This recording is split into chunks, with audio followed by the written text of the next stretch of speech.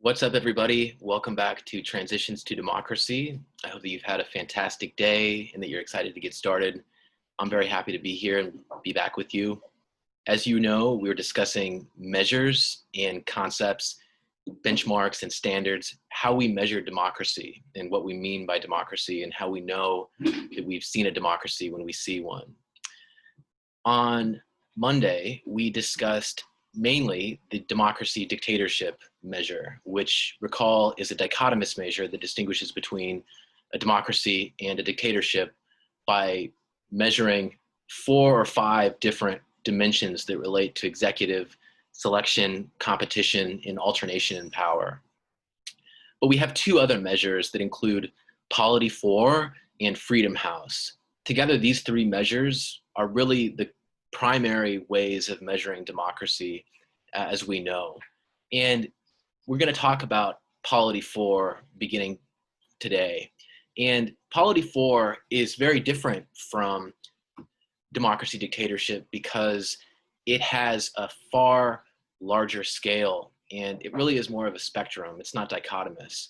The empirical scope of this measure is 184 countries between 1800 and 2012.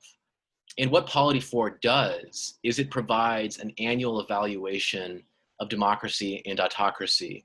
The democracy measure stretches from 0 to 10, and the autocracy measure stretches from 0 to 10 as well. From these 2 measures, it provides what we call a polity score. And the polity score is basically the democracy measure minus the autocracy measure. And it ranges from -10 to 10. So polity scores from 6 to 10 are democracies, and scores -10 to -6 are autocracies. Now, the first thing that you should notice is that there's quite a bit of space in between 6 and -6. And what you'll see later on in this discussion today is that that has to do with a variety of mixed regimes that fall in between. From the point of view of Polity 4, there isn't just democracy and autocracy. There's also a mixed regime that falls in between. And that's where we find ourselves when between -6 and 6 on this measure of -10 to 10. Now, I know this is probably very abstract and you're wondering how this works and what the key dimensions are. So let's take a look at those now. The measure is really based on 5 attributes: the competitiveness of executive recruitment, the openness of executive recruitment, executive constraints and decision rules, the regulation of political participation, and the competitiveness of participation. Now, these are not weighted equally. These attributes are weighted differently. And so when they go into the actual score, it's not as if each one is taken on equal terms. And what that means then is that some of these dimensions are viewed as more important to democracy than others. And that is another thing that distinguishes Polity 4 from the democracy dictatorship measure. So for instance, let's just take the regulation of political participation. The way this works is you've got these 2 columns, and you've got these 5 different types of regulations of political participation: regulated, multiple identity, sectarian, restricted, and unregulated. And each one of these is scored according to its contribution to the democracy score and its contribution to the autocracy score. So for instance, regulated political participation contributes 0 to democracy and 0 to autocracy and 0 to the final score. If there are multiple identity regulation, 0 to the democracy score, 0 to the autocracy score, and 0 to the overall polity score. If there's sectarian political participation, that contributes 0 to democracy, it contributes 1 to autocracy, and that contributes -1 to the overall polity score. Now remember, as I said, the autocracy score is negative and the democracy score is positive. If we have restricted participation, it contributes 0 to democracy, 2 to autocracy, and -2 to the overall polity score. If we have unregulated participation, it contributes nothing to the democracy score, nothing to autocracy score, and nothing to the overall polity score. Now, I realize that this may seem sort of without meaning right now, but what I want to stress to you is that the measure is a little complicated in terms of the different categories and the scoring. And you can take another look at this from the point of view of the competitiveness of political participation. And if we have competitive political participation, it contributes 3 to the democracy score, 0 to the autocracy score, and it contributes 3 to the overall polity score, working then in the direction of democracy, but still being in sort of the middle. Because remember, we have those 5 different dimensions, this being one of them. If it's transitional competitiveness, which is defined usually in terms of some limits, but not many, it's contributing 2 to the overall democracy score, 0 to the autocracy score, and 2 to the polity score.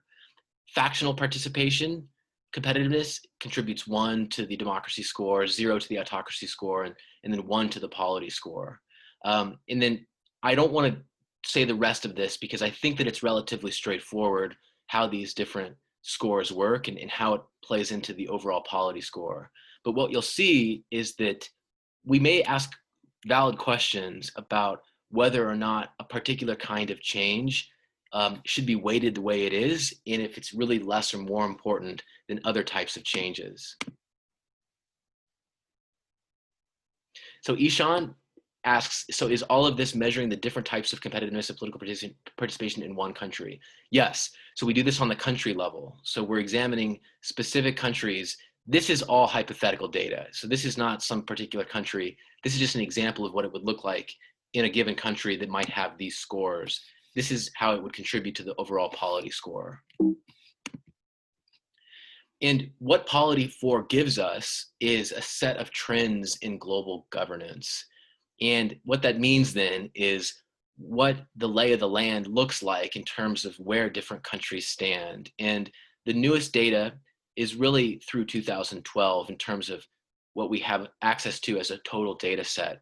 And the scores fall into democracy, autocracy, and anocracy, which is a mixed regime. And what you see is that over time, beginning in 1800, the number of autocracies has varied considerably from period to period, but fallen quite considerably in recent years. Now, as we know, newer data would reveal that we have many more autocracies than before.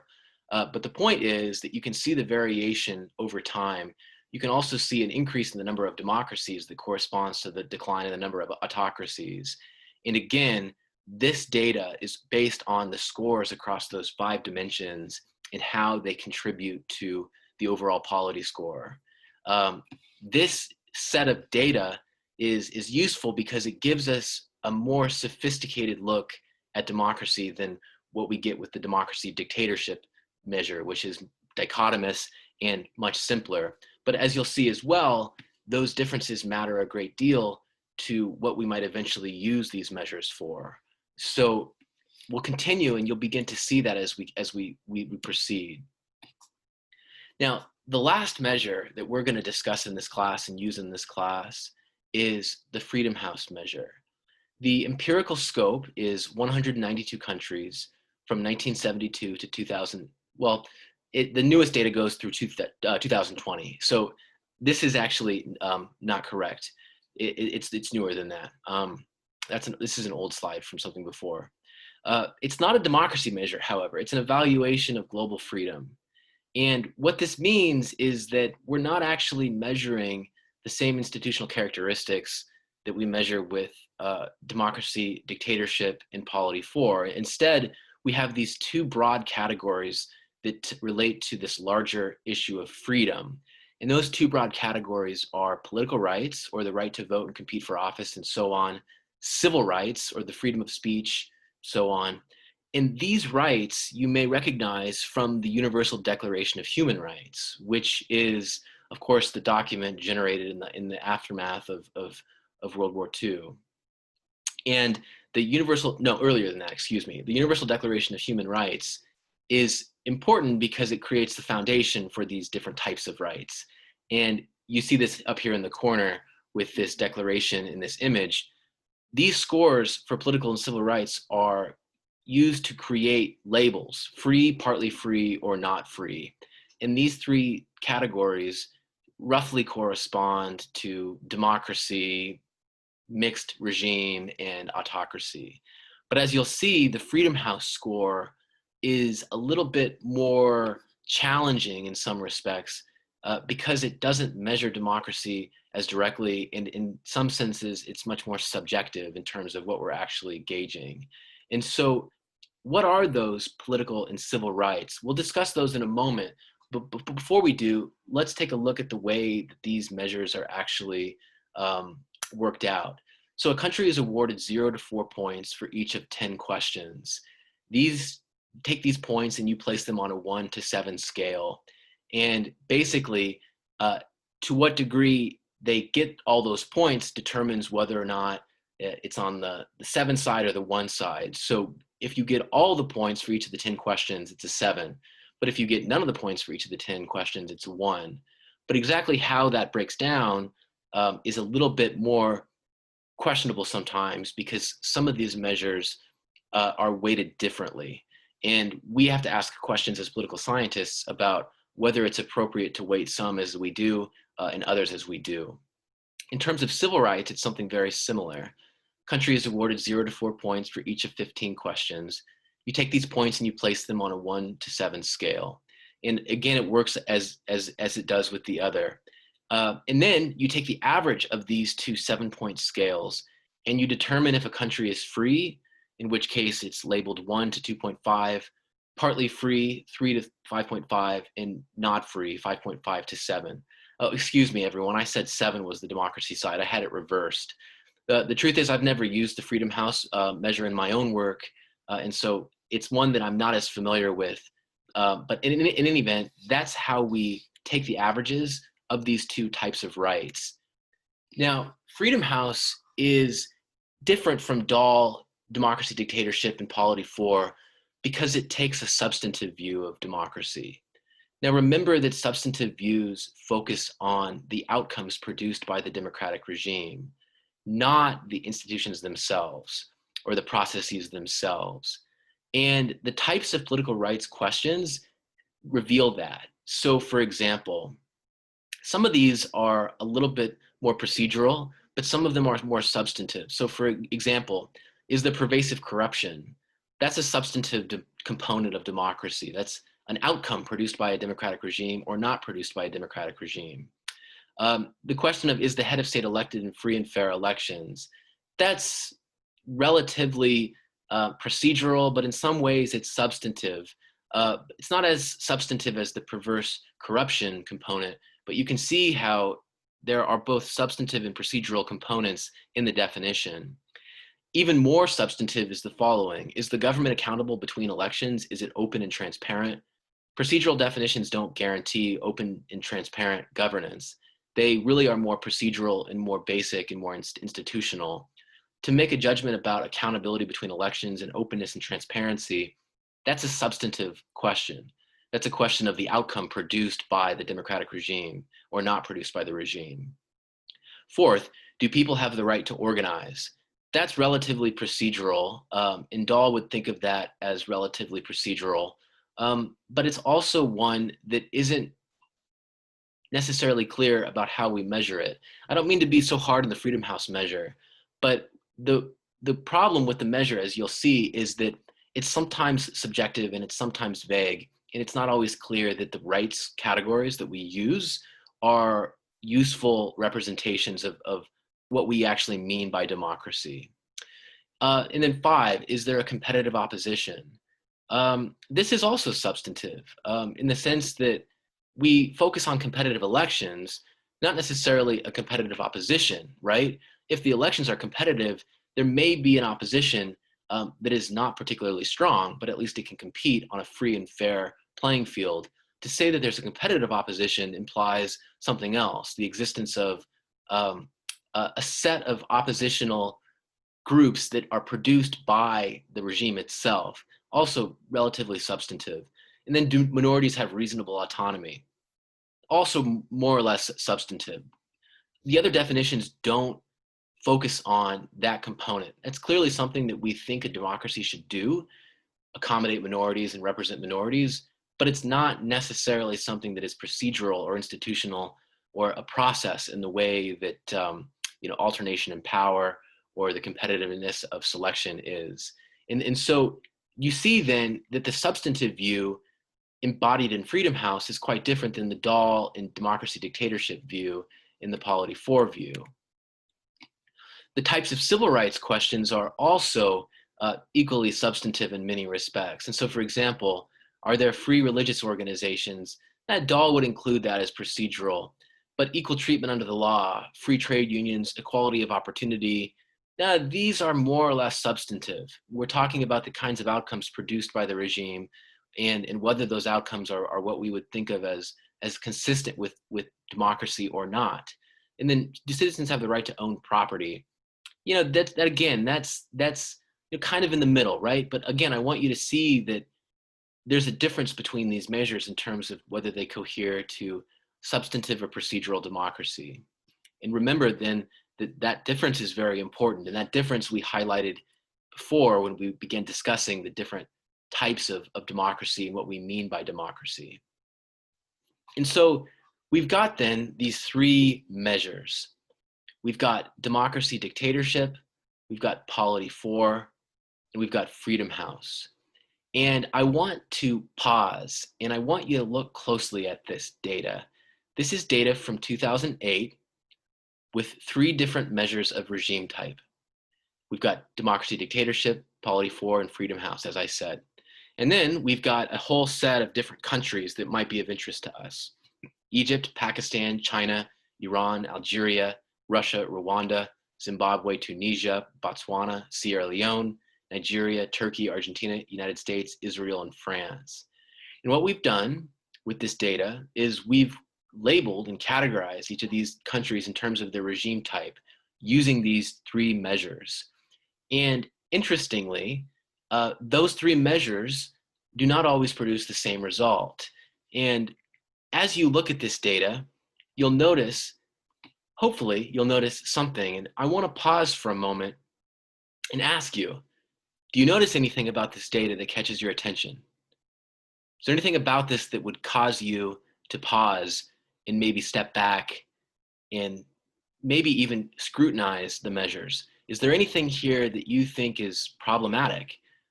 What stands out to you when you look at the data?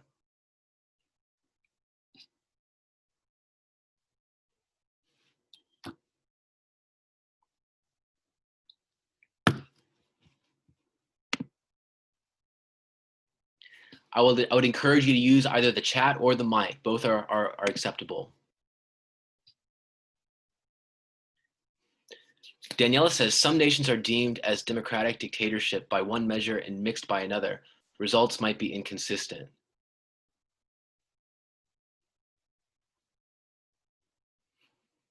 Tyler says, how is Botswana labeled as a dictatorship yet has a Polity IV score of 8? Hold on, let me take a look at that.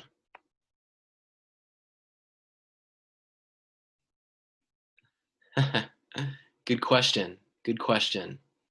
We're not going to discuss the Botswana case specifically, and I admit that I don't know enough about that case to tell you, but I do applaud you for noticing that distinction and wondering how that can be. This is the kind of question that you want to ask, Tyler, when you look at this data. Again, I apologize. I don't know the Botswana case. My guess, no, actually, hold on. I do know this.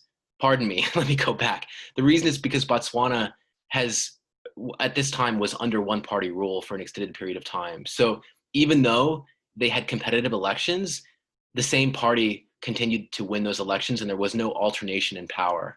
And so what that meant then is that for the democracy dictatorship variable, not having an alternation in power disqualified Botswana and labeled it a dictatorship. And so if it had had an alternation in power from election to election, instead of one-party rule, it would have been a democracy according to democracy dictatorship. Good, Tyler. I'm glad that you picked that out.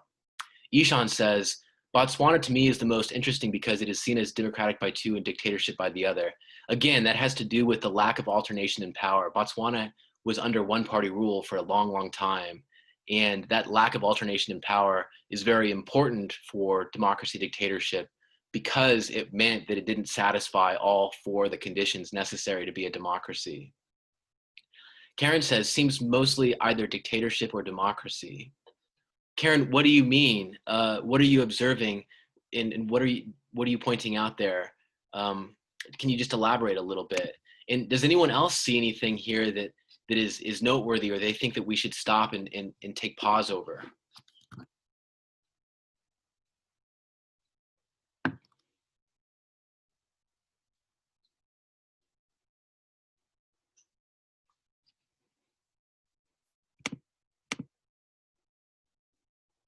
Arturo says Israel is odd there. How do you mean, Arturo? Can you explain?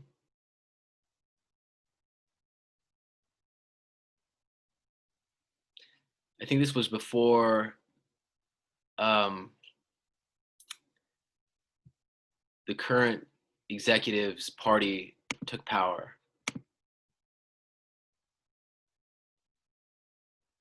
Wasn't their leader thought to be rigging the elections currently under investigation? I don't know enough about the Israeli case to say with certainty. I recognize your question. There are questions about what's happening in Israel, and the Likud party has been in power for some time. But at this point in time, I think that was a point where there had still been some alternation in power. And so that's how democracy dictatorship views Israel as a democracy.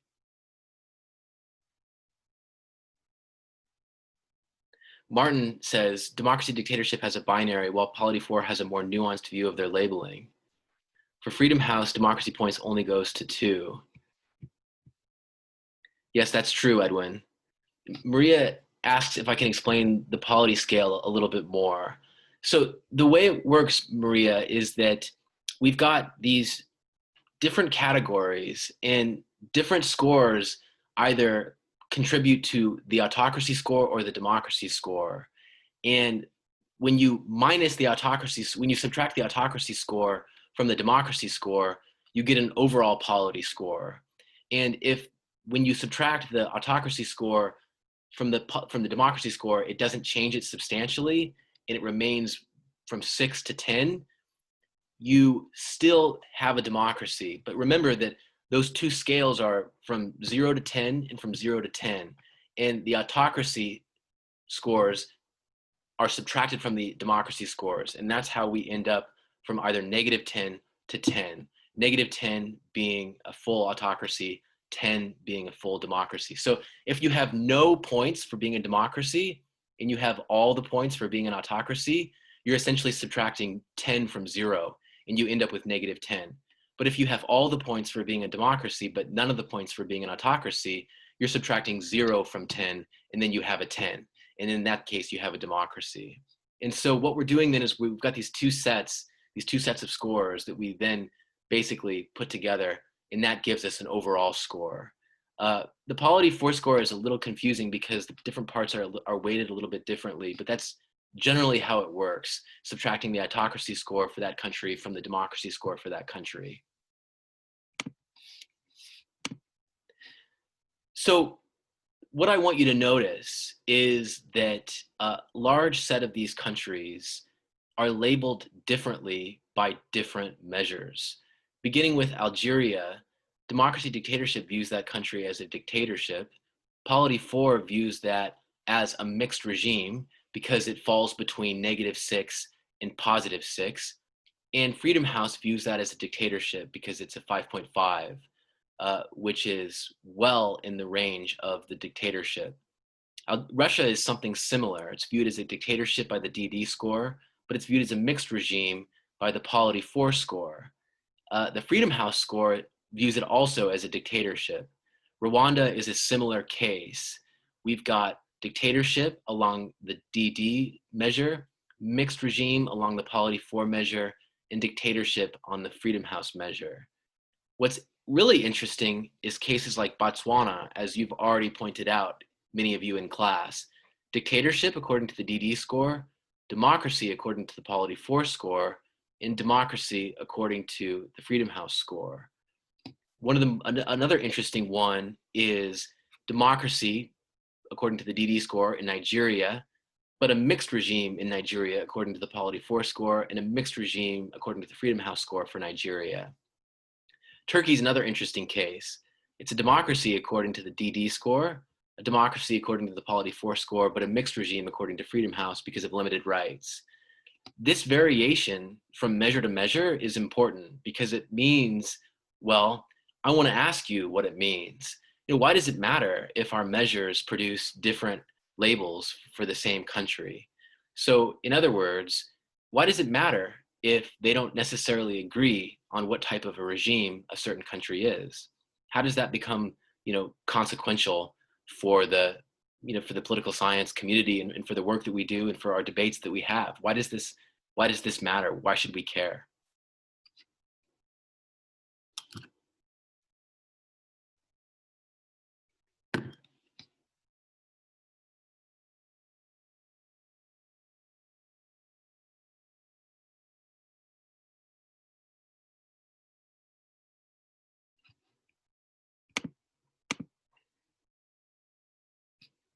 KC says it makes measures less credible. Okay.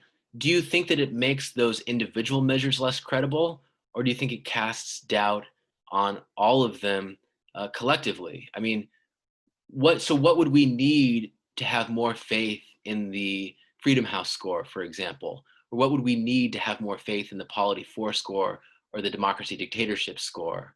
Ishan says, because these measurements are the primary ways that we classify democracies, and depending on which model you choose to use demonstrates which values of democracy that you're putting to the fore. Okay, so where we stand depends on where we sit, right?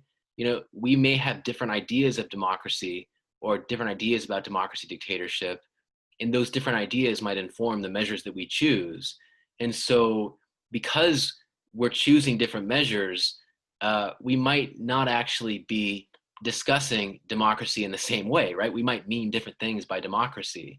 And if they're measuring these regimes differently, well, then that leads then to some confusion about what these individual countries are. So for example, is Botswana a dictatorship or a democracy? That's a really important question, right?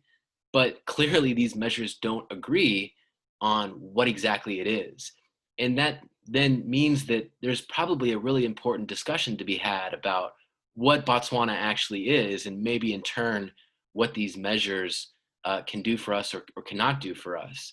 And this is really important because it in turn will influence all sorts of conclusions about regime type, and then even the kinds of conclusions we reach when we study democracy or we try to explain it or analyze it. This brings us to the next issue, which is how we evaluate these measures. And how we evaluate these measures matters a great deal because it gets us to thinking about the strengths and the weaknesses of different measures and why some are more useful or less useful. And so we evaluate these in 4 different ways, really. We think first in terms of conceptualization, secondly in terms of validity, thirdly in terms of reliability, fourthly in terms of replicability. And we'll discuss each of these in turn and what they mean. But I want you to pay close attention and be thinking about how we're evaluating these measures, because these different ways of evaluating them will become relevant for us later in the course. First, we begin with conceptualization. What is conceptualization? It is the process of creating mental categories that capture the meaning of objects, events, or ideas. And so we already know that we can distinguish between procedural or substantive conceptualizations of democracy. We know, for example, that a minimalist or a procedural definition focuses on those institutions, those processes, and those basic aspects of the system. The substantive conceptualization focuses on the outcomes produced by the system. Is the democracy less corrupt? Is there widespread economic equality? How much do different groups participate in politics? And is there an equality of opportunity? And is there an equality of participation? These are all substantive components compared to, say, are elections held freely and fairly and frequently? Is there an alternation in power, and so on and so forth? Then we might ask, should we use a dichotomous or a continuous conceptualization of democracy? That is to say, Is democracy binary? Is a democracy either a democracy or a dictatorship? Or is it continuous, meaning to say, are there shades of democracy and shades of autocracy? Or is there gray? Is there a spectrum? Or is it a binary? This is the question when it comes to conceptualization. Let's first discuss again that distinction between minimalist and substantive conceptualizations. The minimalist view, as you recall, depends exclusively on the presence of certain institutions. And there's no reference to the outcomes that are generated at all. And so this corresponds to democracy dictatorship, and it corresponds to polity 4. These are both minimalist views of democracy. The substantive view, on the other hand, sees institutions as necessary but not sufficient to characterize regimes. And it means then that representation and accountability, economic equality, and so on all matter equally to democracy. And this is the Freedom House measure. Now, before we continue, I want to ask you, from your perspective, in understanding that there is no right answer here, what is a more effective conceptualization of democracy? Is it minimalist and procedural and institutional, or is it substantive and having to do with outcomes and accountability and representation and equality? What do you think? You can tell us through the mic, or you can tell us through the chat. I'd like to hear from some students, and I'd like to hear your perspective and what you think.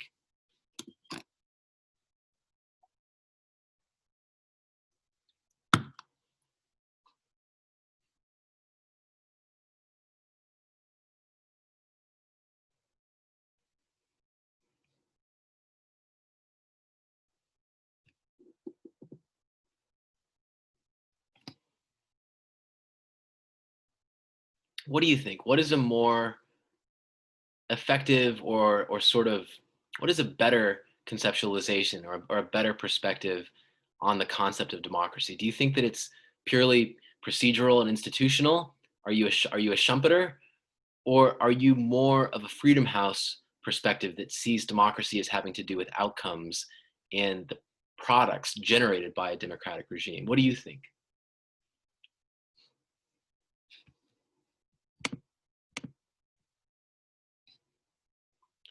Ishan says, I think the substantive view of democracy is the more impactful one because things like elections can be replicated within democracies. In addition, there's a democratic culture that exists within countries that I feel is required for the democracy to exist within a society. Okay. Now, I'd like to know, does anyone disagree with Ishan? Does anyone believe that a procedural view may be more useful or more impactful? Or does anyone agree with Ishan, and do you think then that the substantive view is better? I'd like to hear from some more students on this.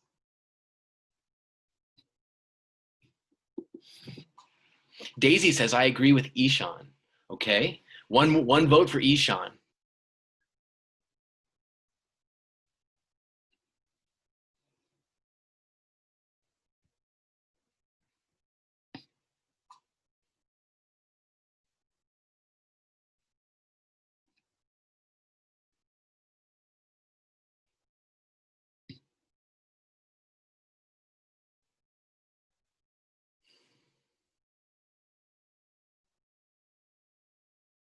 Let's hear from some more folks, either through the mic or via the chat. Minimalist or substantive view of democracy? Which concept is more effective? Edwin says countries like Egypt take advantage of polity 4 because they use multi-party competitive elections, but rig it in order to legitimize autocratic regimes, which is the downfall of a minimalist view. Okay. So Egypt, at least recently, it's a full-blown authoritarian regime. To the extent that they have elections, it's a hand-picked opposition, or if there is such an opposition. But really, what voters have a choice between is, pre-approved candidates selected by the military, and these are usually military figures anyway. But yes, the downfall of a minimalist view. Remember that though there is an important role for multi-party competition in a minimalist view, it's also the case that we need to have uncertainty, right? So in Egypt, it's not the case that there's uncertainty, and there's not really an alteration in power either. And so I think that the minimalist view might still actually help to explain Egypt. But remember that at this time, if we can go back, Egypt, yeah, it was a full dictatorship even then. And so remember that it's sometimes possible to use maybe that simpler procedural definition to capture some of the variation or the what's happening. But Egypt is an interesting case, and I'd want you to think more about that.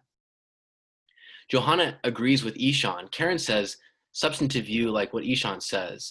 Giovanni says, I agree because the substantive view also takes into account democratic institutions but expands on other aspects of civil society the minimalist view fails to consider. Good. Okay. Yohel also agrees with Ishan. The substantive view feels more flexible. Institutions are concrete and may be difficult to reshape or reform. Must there be a big issue? Okay. So I'm seeing a lot of agreement on the value of a substantive definition. And this is interesting because it gets to the point of what we think of as democracy, right? It seems like many of us believe that democracy is not just a set of rules, it's a set of outcomes as well, right? It's equality in society, it's accountability, it's representation, etc. But what I want you to keep in mind is that whether we use a substantive or minimalist view is going to often depend on what kind of question we're asking.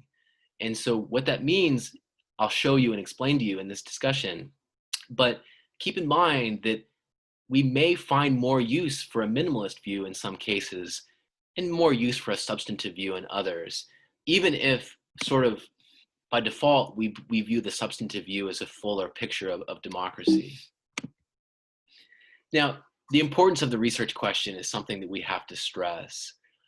Even if we agree on the value of a substantive definition, it runs into problems if the researcher wants to know how regime type influences particular outcomes.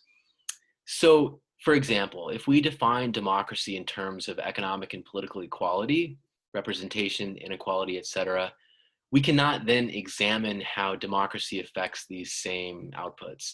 That would be what we call tautological, because both the independent and dependent variables would essentially measure the same thing, right? It's like saying the sun rises because it rises. There's no distinction. It's a circular sort of relationship. A substantive view is appropriate if the question, however, is unrelated to any of the attributes that go into the construction of the democracy measure. And so, for instance, say we're measuring the level of foreign intervention, and we want to see if the degree of democracy affects that. That would be a situation where our outcome, the level of foreign intervention, does not contain any of the factors that go into the construction of the democracy measure that we use to measure the level of democracy. That would be a moment when we could use the substantive view. But if we're interested in things like representation or equality, those are already part of the substantive view. And so if our research question focuses on those issues, we can't use the substantive view. We need to use the minimalist view. In the example that I gave you with joining the example I gave you, the level of foreign intervention is one example, but I want to give you another example. So we might view the substantive view as useful to examine the effect of regime type on a country's proclivity to join an international organization. So in this case, the dependent variable would be joining of an international organization. And in this case, that is unrelated to the attributes of the substantive view. So it would be appropriate to use that substantive measure because there's nothing in that dependent variable that contains any of those substantive components. And so that would be fine. We could use that. And in this case, that more sophisticated and more complex and more nuanced view of democracy would be useful for us. But say that we're studying the level of corruption, and this is the outcome or the dependent variable of interest to us. In this case, we cannot use the substantive view because corruption is already a part of that measure. So if we were to use the substantive view, we wouldn't be measuring anything. We would just have a circularity in our design that would prevent us from reaching any valid conclusions. And so from the get-go, you can see the conceptualization matters because it influences the kinds of questions that we can ask. On the other hand, we might say that the kinds of questions we ask will influence the type of conceptualization that we go with.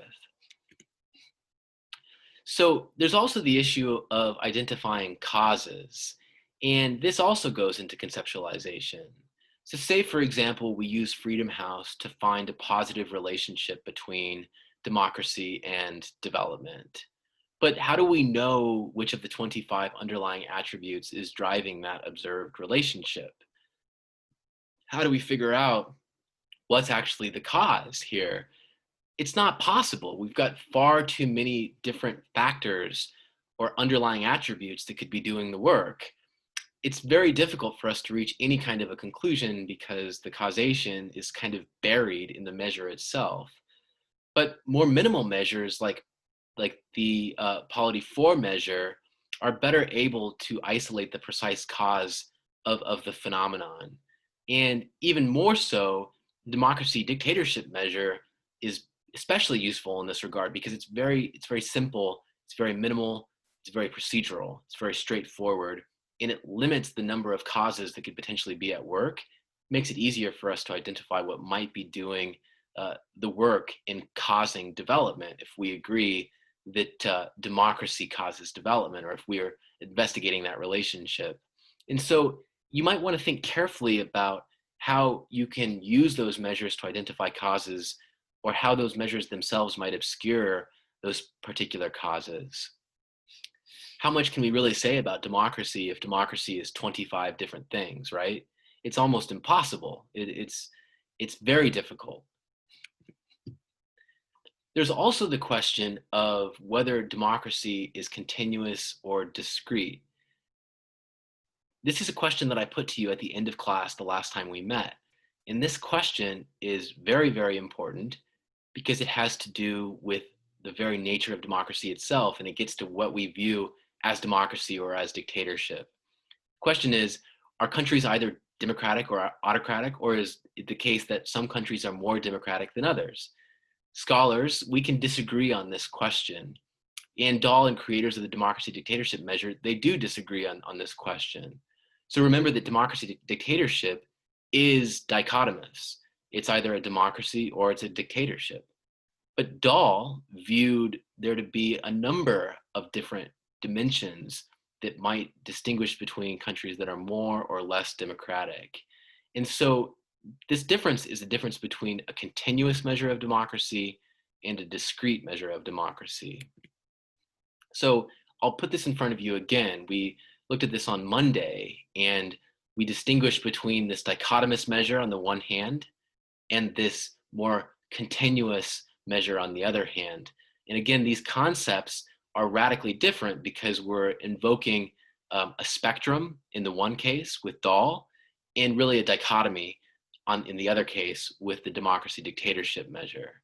And so we've got then a very, very clear difference. And I want to actually turn it over to you and put you in some groups where you can discuss this question, because as I put to you last time, this is an essential debate. This gets us to the very heart of the meaning of democracy and gets us to questions about what democracy is or is not. And so what I want you to do in your groups is discuss whether democracy is best viewed as a dichotomous or a continuous concept. In other words, is the difference between democracy and dictatorship binary, or are there differing degrees of both democracy and dictatorship? I want you to discuss this with the other members of your assigned group, and then be prepared to share your group's thoughts with the class using the mic or the chat. And so what I'm going to do is I'm going to put you in groups of about 3 or 4, maybe 5 in some cases.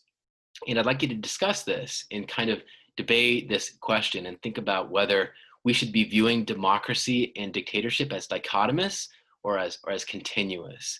And so let me stop the share for just a moment and let me create those rooms.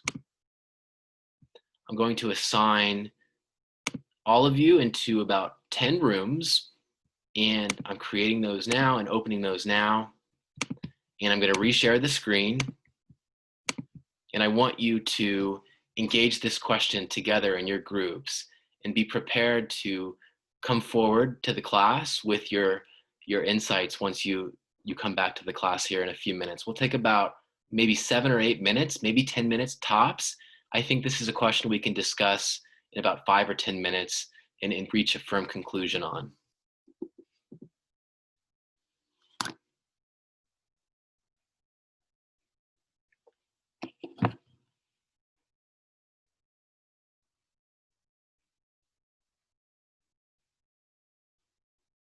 And what I want to tell you is that there's no right answer here. There are good arguments on both sides, and those arguments are many. And so think creatively and think openly, because we can make good arguments on both sides. And really, ideally, we should be able to make arguments on both sides.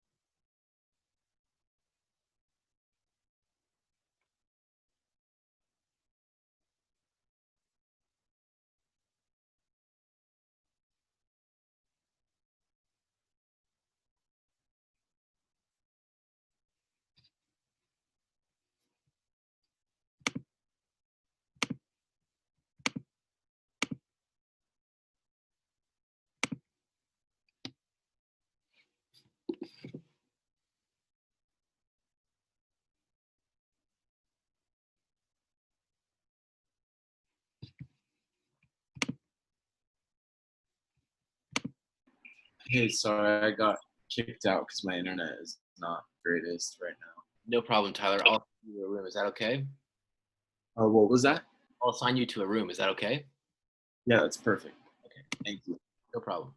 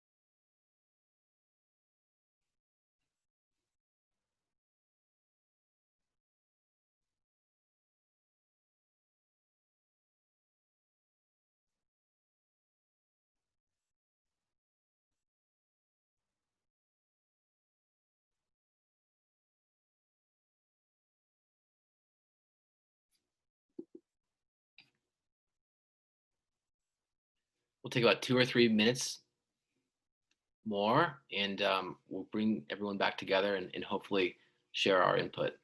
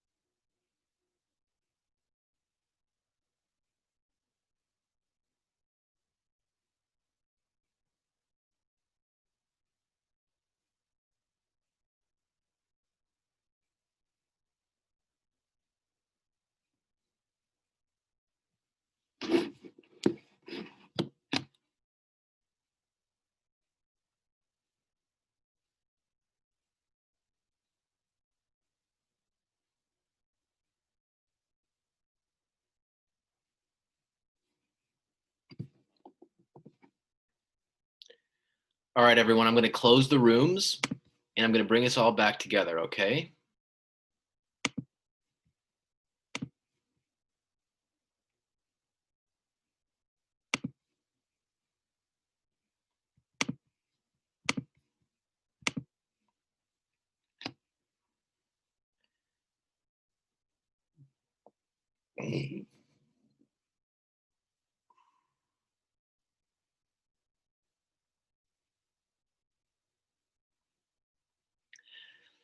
So let's hear from some of the different groups. Is democracy best viewed as a dichotomous or a continuous concept? What do you think?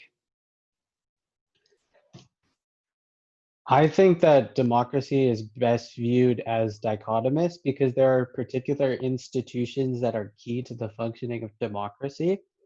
And if you have those institutions, for example, just like free and fair elections with multiple parties, those things are what constitute a democracy. The other things are what we consider human rights, but I feel like those aren't a part of democracy necessarily. Democracy is very strict on what is and isn't a part of it, and therefore I think the best way to look at it is the simpler dichotomous manner. Excellent. What a view. That's a good argument, and I'm happy to hear that your group discussed that. Let's hear from some others. Do we want to echo that or make a different point or take a different position? There are other positions here too. Can we hear from some others? So in terms of democracy being like autonomous versus continuous, it's could be viewed as either one way or the other because there's an ideal view versus like a reality view. Like ideally, we would view democracy as a continuous thing because if it's continuous, it implies that it's being kept and there's no transitions back into the other way. I'm pretty sure I'm saying dictonomous wrong, so I apologize. No, But I got it. if it's but in reality, it isn't continuous. It's autonomous because there are a bunch of degrees of what from a democracy to a dictatorship. It's not like black and white, and those factors and depending on whether there's any person in rule or not, it can shift. And there isn't really we say that there are rules governing that, but if a person's really empowered, they don't really have to follow the rules. They kind of are like technically at their free will to do whatever they want. But with that power, that gives them the chance to either like uphold the continuous like higher level of democracy versus the dictatomous shifting more into the what's it called, the dictatorship type of leadership style.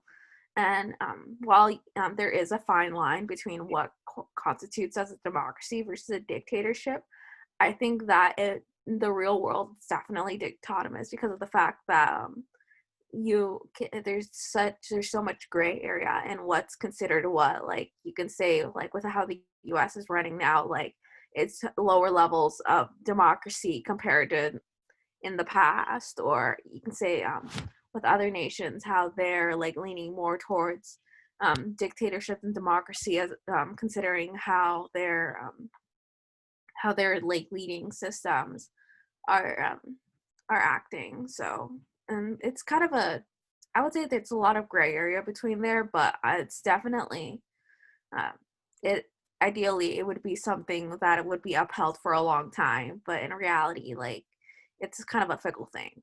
I see. So there may be shades and variations, though in reality and ultimately it is or it is not a democracy. So this is good. We have a sophisticated view, and you're noticing that in reality things might be more complicated than on paper. This is very good. We're seeing this from a number of different points of view. I wonder, does anyone think that it's continuous? And not I think, oh, please. so I personally think that it's continuous because I'm going to give you guys two examples of two democracies and two dictatorships. So the first one would be North Korea and Russia. And these are clearly two different levels of dictatorship, because in North Korea, they don't think that Kim Jong-un uses the restroom, to say it in the polite way, and in Russia, they're like, oh, he might be crazy and he like fights bears shirtless, but he's a human being who like uses the restroom. And I feel like, to me, that's just personally like a huge difference between like you're completely like under control, or like maybe you're like out of fear of like your life that you believe in that, compared to like, oh, like unfortunately I was born here. Yeah. So to me, it's just different. That's a really good example.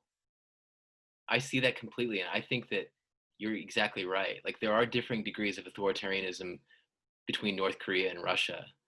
That's indisputable, and that would support the continuous perspective. I wonder if there are different degrees of democracies that we can think of as well in a similar example, and I wonder if we have other views here that might complement that, or if others want to take another stab at it and side with the dichotomous concept. What do you all think? I certainly think that it is continuous. For like the examples of democracies you had brought up within the first few weeks, like how these examples of the democracies you had brought up had essentially kind of fade over time. They didn't just go from one day to another. We're our new king or something. And I think that's especially why having a continuous model, is so helpful. Is it helps you gauge whether you are following into some sort of less democratic state, or even a more democratic state as well. And then to take in a bigger view, I think that to have the dichotomous view, such as the dictator democracy analysis, is that, like you said, that helps kind of gauge things such as corruption. Meanwhile, things such as polity 4 can't, and because that takes into account so many different factors, and that it's essentially to say that they each have their own uses, and that each of them, although they kind of seek to measure relatively similar things, they ultimately do have their own specific uses. Absolutely. And the way you talked about how those cases that we looked at the beginning of the class evolved over time and how it was a process, that's useful too, because we can see how there may be different degrees of democracy from one period to another, and we may move towards more democracy from less democracy, and those differences and those shades of gray, they're more sensitive to those changes that occur over time than a dichotomous measure would be. And so that's another good argument for a continuous measure and for a continuous conceptualization. All of these points are very relevant, and you're all making good arguments about why we may or may not use different types of concepts. I'm going to take a look at the chat here and see if we have any contributions. So Daisy says that it's dichotomous. Ishan says, I said dichotomous to answer Yohel's question. Yohel says, it's dichotomous for me. You get rare cases like constitutionally elected Marxist in Chile in 1970 and abiding by the rules. While here on our home front, the president leans towards right-leaning tendencies, and the US is supposed to be to set the stage. This is really interesting. And what I want to tell you is maybe a perspective that hasn't been raised yet, but is closest, I think, to Ishan's, which is that, when we talk about democracy, it kind of exists or it doesn't, in the sense that there are these essential institutions that must exist. And that set of institutions create what we might refer to as a bounded whole, right? It must have those things. And if it doesn't, or if parts of them weaken, it's not less democratic. It may not be democratic. This is one perspective. But at the same time, we might also imagine that we may be able to sort of amend certain parts of the institutions and make them a little bit less competitive or less democratic while they're still democratic. In that perspective, we would be thinking of them as continuous, right? It's more of a continuous conceptualization of democracy and dictatorship. But what we ultimately choose might again be influenced by our research question and what degree of sensitivity to changes we might want to have in our study. And I'm happy to tell you that your arguments are very on point, and the different arguments that have been made are all relevant. Miguel says there are different degrees of democracies because no country is truly democratic. And the country that comes the closest is probably Switzerland. And after that, it is obvious that the rest of the countries are at different levels. Miguel, I think Dahl would agree with you, because remember, he said what we really have are polyarchies, right? Incomplete or imperfect democracies. And so Dahl certainly sees it as continuous. And I think your perspective is one with Dahl in that regard. Kepper says, I agree with Martin and Samantha. There are differing degrees because of the leaders that are in office or hold power at the time. This will lead to different outcomes, but there should be boundaries, like Dulce said in our group. She also mentioned something of checks and balances, which I thought was interesting. Okay, so there may be different outcomes in different degrees, but there still should be boundaries that kind of limit or kind of demarcate democracy from dictatorship. Good.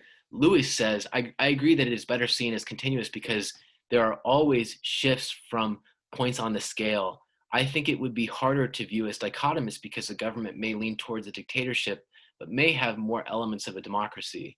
Although it is true that a dichotomous may be much easier to classify democracies than viewing small fragments that are not of a dictatorship or a democracy.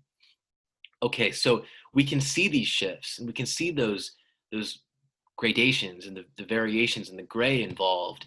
And for example, that distinction between Russia and North Korea, which is really a brilliant example, does highlight those distinctions. One is a totalitarian Stalinist regime. The other is just, a competitive authoritarian or an authoritarian regime, according to your understanding or what your view of it might be. These are all great arguments. They're all great arguments. But what I want to tell you is that even those of you who side with continuous or dichotomous may find use for the other type of concept depending upon your research question. So if, for example, if you are interested in how economic factors affect democratic transitions, it may be better to think in terms of a dichotomy, because you're not interested in degrees of democracy in this case. You want to know, does the system transition to a democracy or does it not? That is a question that implies a dichotomy, right? A difference between black and white or yes or no. In this case, you're interested in the broad dynamic, not the sort of the gradations or the variations. But on the other hand, if you want to know how foreign intervention affects a country's level of democracy, you might think in terms of a continuum, because you're wondering, does foreign intervention weaken a democracy? Does it sort of deplete certain aspects of a democracy?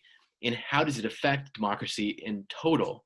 In this case, you're not interested in how foreign intervention leads to dictatorship. You're interested in what ways does foreign intervention affect the level of democracy that may have been achieved in a country before the intervention. And so what I want you to see is that there are multiple uses. There are uses for both types of concept and both types of measure. And you want to think carefully about what you're up to and what kind of a measure you would need to use to best suit your research question. There's also the issue of validity. And before I go on, let me take a look at the chat. Ariana says, I agree with Samantha. It is continuous because ultimately no two countries are exactly the same. Maybe because of national influence or whatever it may be, but there is no true democracy. It is a spectrum of many countries that fall in said spectrum. Okay, and we can see those variations from country to country, Ariana. So we can see changes over time in certain countries too. And we wouldn't be able to assess those changes if we used a dichotomous measure. And so your continuous concept might be more useful in that situation too.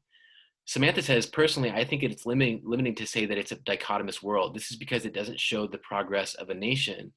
A great example is Russia. Putin might seem crazy, but we'd be more crazy to not recognize how much better he was than Stalin and Lenin. Touche. Another good example. Samantha's killing it tonight. Good job. All of you are killing it. We're really having a good discussion. Let's move that discussion to the next way of evaluating these measures, which is validity. Validity refers to the extent to which our measures correspond to the concepts that they are intended to reflect. So a lot of different things matter for validity, including attributes, aggregation issues, and measurement level. And the thing about validity is that there's no hard and fast set of rules for determining what attributes a measure should include. And so the question of what the correct attributes are is sort of a misleading question because it doesn't have an answer. Instead, what we do is we argue about which attributes do and do not matter. And we make arguments about which attributes we should include and which we should not include. And at the very least, we try to avoid using too many attributes because this reduces the usefulness of the measure. And what this means then is that even if we can make an argument for a number of different attributes, it's ultimately going to be better for us to limit how many of them we include, because when we do that, what we're doing is we're diluting the measure and we're making it more difficult to identify what's doing the causal work in that measure. And so validity then partly has to do with what attributes we include, but it also includes questions about aggregation rules. Once you choose your attributes, how do you put them together into a single measure? I said earlier that sometimes it's inappropriate the ways that some of these different measures weight different dimensions. So consider Freedom House, for example. Is it appropriate to weight the civil and political rights dimensions equally? Or are political rights more important than civil rights, or vice versa? And these are questions about how we aggregate those different components. What about POLI 4? Is it appropriate to think that moving from a 1 to a 2 on one of their attributes is equivalent to moving from a 3 to a 4? Well, why or why not? And how are we aggregating them? And what kinds of assumptions go into this? Is it appropriate to think that their attributes measure democracy equally well? As with Freedom House, are each of those attributes equally important, and should we be weighting them equally?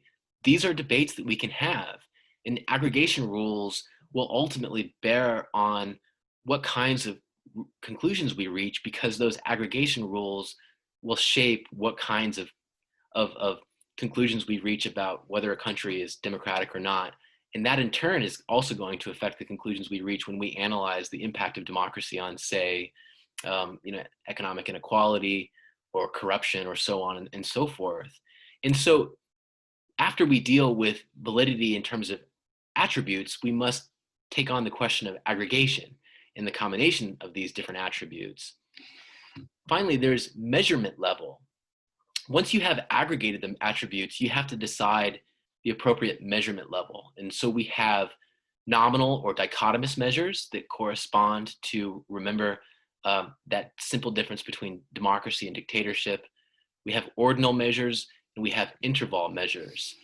Now, remember that a country is a democracy or a dictatorship according to democracy dictatorship. It's simple. It's a binary measure. It labels a country as a democracy or a dictatorship, and there's nothing in between. And it classifies those countries into discrete categories, 2 discrete categories. But we might also use an ordinal measure where we rank our cases in terms of more or less democratic and how they are more or less democratic than each other. Finally, we have an interval measure, which allows us to say how much more or less democratic one country is than another. And this is somewhat like an ordinal measure, but it doesn't rank them. It simply gives us a way of distinguishing between countries in terms of some measure and in terms of some common standard. And that would be like POLI 4 and Freedom House. Now, these different measurement levels, again, like with the concept itself and the conceptualization, all of these different measurement levels are useful in different circumstances. It's not the case that any one of them is better than the other. It might be more useful to use a dichotomous measure in some instances, an ordinal measure in others, or an interval measure in others. And it's often going to depend on your research question. And this is why, as political scientists, we have to think about what we're doing and what we're up to and what is appropriate and what is replicatable and what might be viewed as appropriate by our peers to whom we're writing and whom we're engaging with in this debate within the field. these different measurement levels, again, are a matter of choice. And I would encourage you to be thinking about those choices as you do your own work. Now, the final way of assessing a concept and a measure is in terms of its reliability. Now, reliability refers to the extent to which a measure is repeatedly and consistently producing the same score for a given case when we apply that same measurement process. Now, I know that doesn't make a lot of sense. Reliability is a hard concept, but let's put it this way. A reliable measure of democracy would be one in which several people, when given the same rules for measuring democracy, all produce the same democracy score for a given country. So, for example, if I gave you all the same measure and I gave you the same country, that measure is only reliable if all of you use that measure to conclude that that country is the same type of regime. If you all use that measure and you all disagree, ultimately, whether it's a certain type of regime, a democracy or a dictatorship, we can't say it's reliable because different people using that same measure are reaching different conclusions. It's unreliable in the sense that it does not duplicate itself and does not, work into and work out in a way that is consistent and is reliable across different scientists in different actual countries and different measurements. Reliability is really important because it means it relates to the usefulness of the measure itself and whether or not that measure is going to be something that can be used by others in a way that is consistent and sets a standard and is something that we can fall back on and trust ultimately. So we can think about both validity and reliability as two sides of the same coin. And we can think about measures that are reliable but are not valid. That is to say that different people might use those measures to reach the same conclusions when they examine a particular country, but maybe that measure doesn't actually assess or capture what truly is important to democracy, so it's not valid. That's represented here. We could have a situation where that measure does, in a valid way, assess components of democracy, but that measure is not reliable in the sense that different people would reach different conclusions when using that measure to categorize the same country. And then finally, we could imagine measures that are valid and reliable, where the measure is a sort of sound representation of the meaning of democracy. It captures the essence of democracy, and the measure itself is used consistently to reach the same conclusion by different researchers who examine the same country. And so reliability and validity go hand in hand and form two sides of the same coin.